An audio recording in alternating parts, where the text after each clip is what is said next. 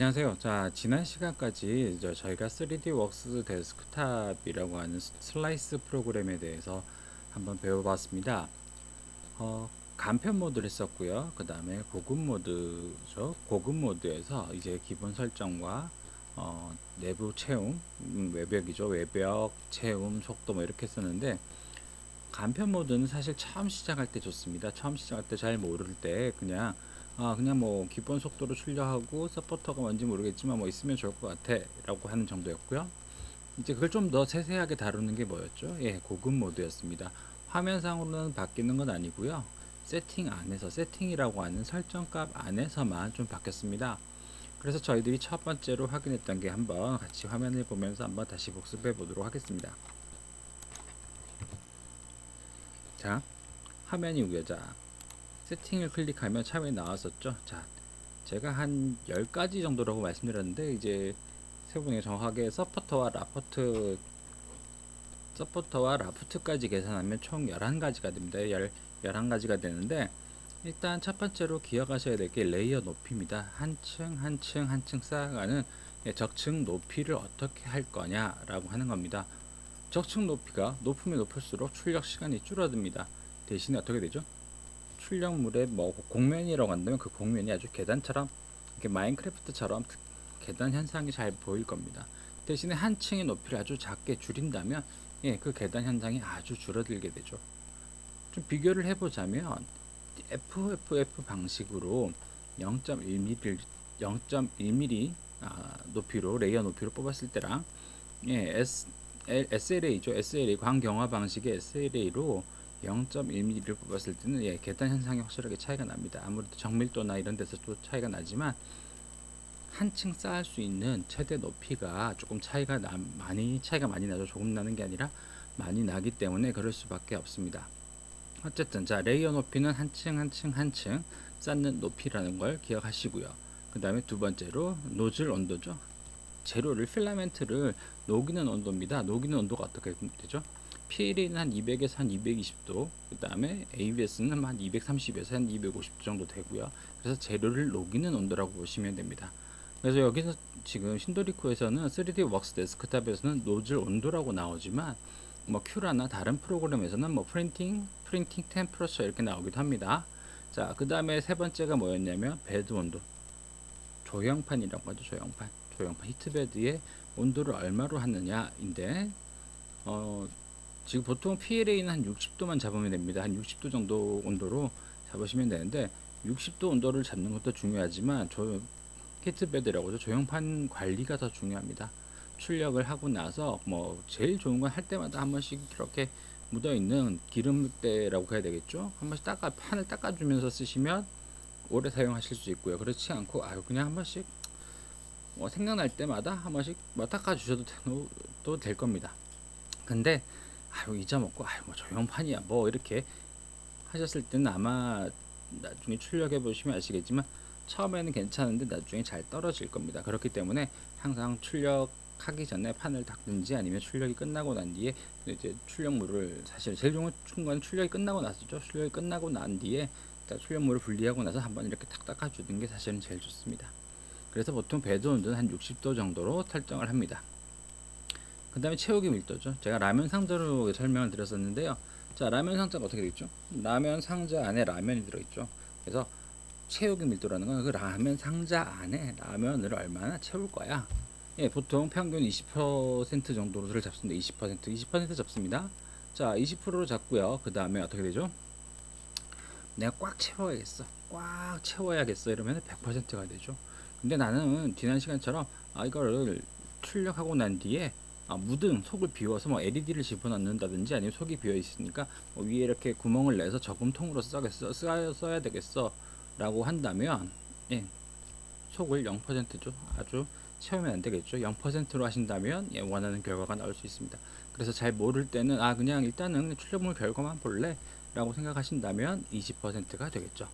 자, 그래서 총 4가지를 설명을 드렸고요. 그 다음에 그 옆에 있는 기본 설정 탭 옆에 있는 품질 외곽 탭을 보시면요. 외벽 두께가 나옵니다. 외벽. 아까 라면 상자라고 말씀드렸죠. 라면 상자의 옆면이라 보시면 됩니다. 옆면, 그 종이 박스죠. 종이 박스의 두께를 얼마로 할 건데, 예, 보통 0.8을 많이 합니다. 디폴트가 보통 0.8로 많이 잡혀 있습니다. 그러면 뭐 0.6, 뭐 0.4, 0.3 하면 안 될까? 예, 되는 것도 있고 안 되는 것도 있죠. 왜? 우리가 쓰는 3D 프린터의 노즐이 0.3mm이기 때문에 0.4에 보다는 0.4까지는 가능하죠. 근데 0.4보다 작으면 당연히 출력이 안 되겠죠. 그래서 설정을 했을 때 가장 쉬운 방법이 뭐냐면 0.4의 배수로 잡으시는 겁니다. 물론 어떻게 사용할지 모르기 때문에 뭐 값을 딱 이겁니다라고 말씀드릴 수는 없지만, 지금까지 경험으로 봤을 때 한 0.8mm 외벽 두께입니다. 뭐 쉘 티크니스라고도 나오죠. 자, 외벽 두께를 한 0.8로 잡으시면 웬만하면 뭐 무드 등으로도 쓸 수도 있고 그냥 일반 출력물로도 괜찮을 겁니다. 그리고 나오는 게 윗면 아랫면이죠. 윗면 아랫면 두께.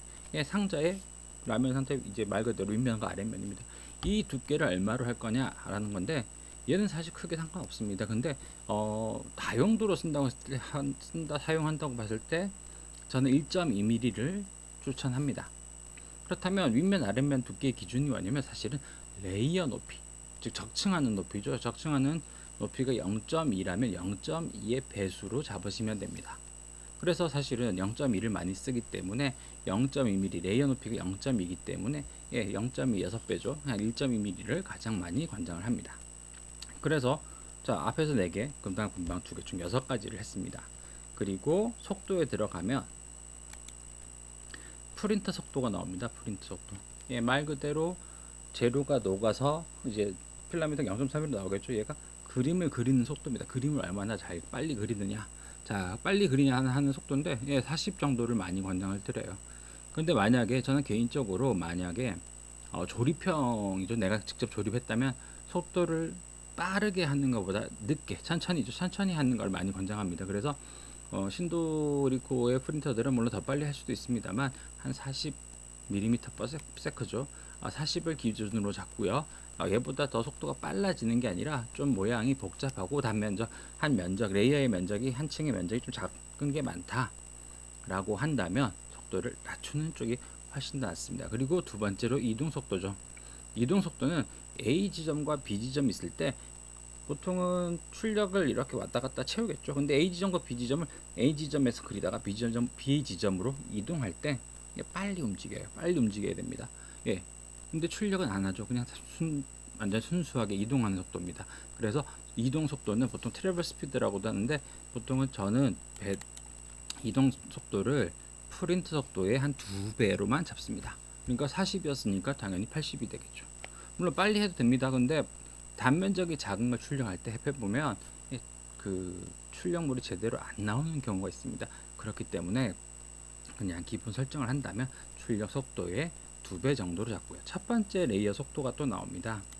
첫 번째 레이어 속도는 한 20으로 하는데요. 왜 20으로 할까요?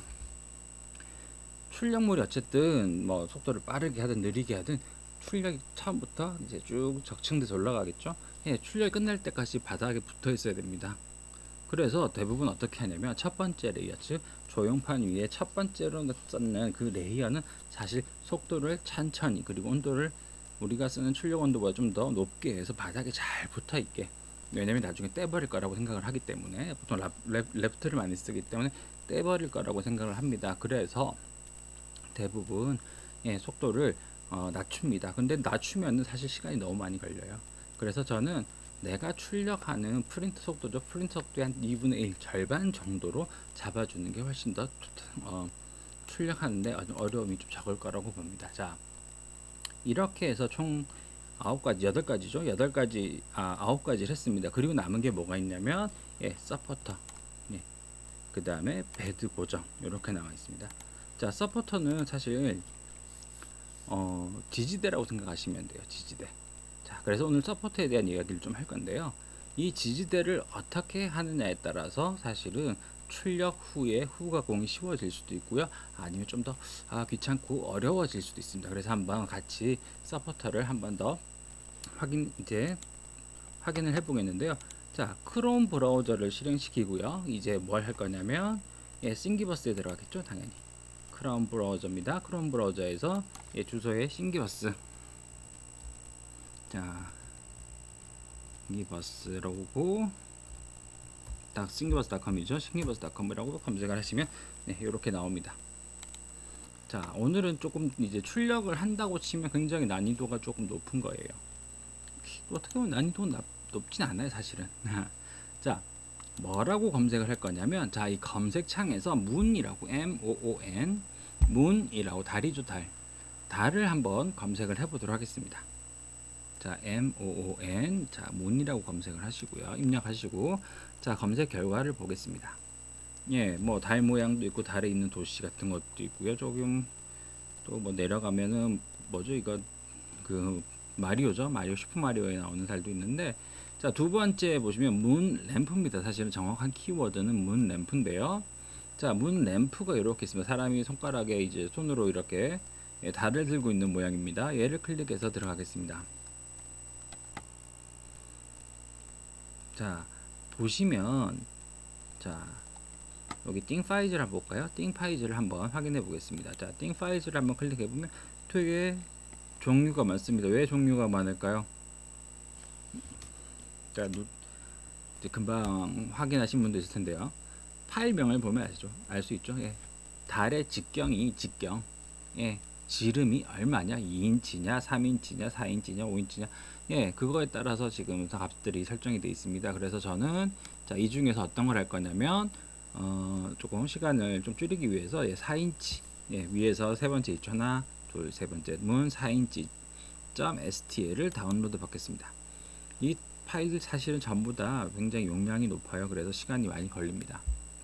자, 이제 출력이 이제 저장이 되고 있죠. 저장이 다 되시면은 그다음 뭐 할까요? 예.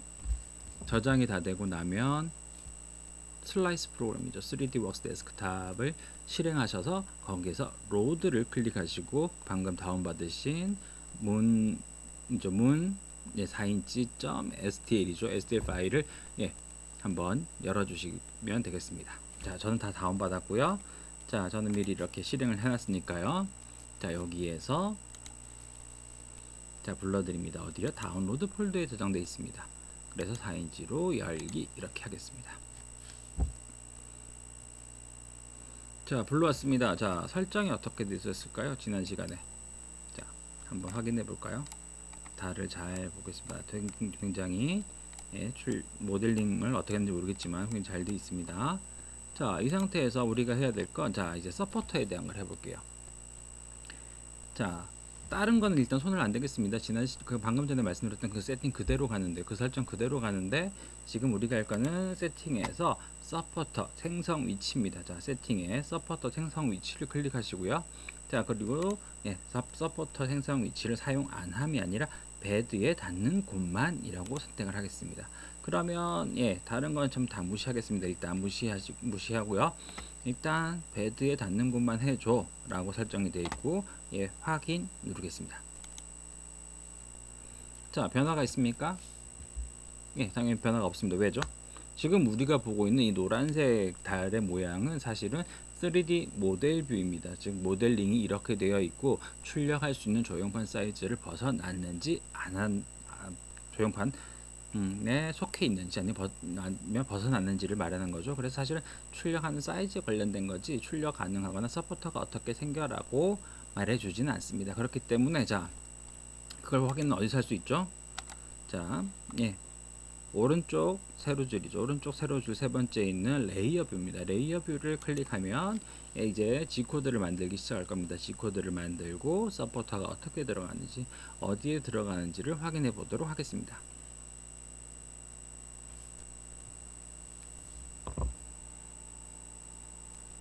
자, 이제 외벽하고 막 생기고 있죠.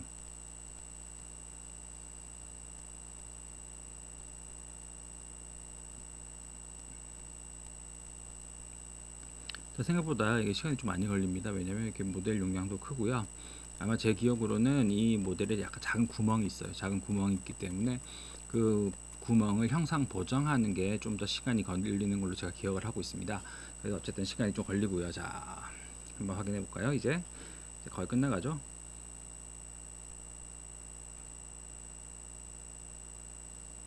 자, 이렇게 다 됐습니다. 자, 뭐 얇은 형상으로 인해 출력이 되지 않는 부분이 있을 수 있습니다. 뭐 역굽의 형상이 있어 서포터가 필요할 수 있습니다. 물론 서포터 이건 기본적으로 나오는 말입니다. 그래서 그냥 무시하시고 확인하시면 돼요. 자, 자 보십시오. 서포터가 생겼습니다. 그런데 자세히 보시면 아래쪽만 있어요. 아래쪽만. 예, 아래쪽만.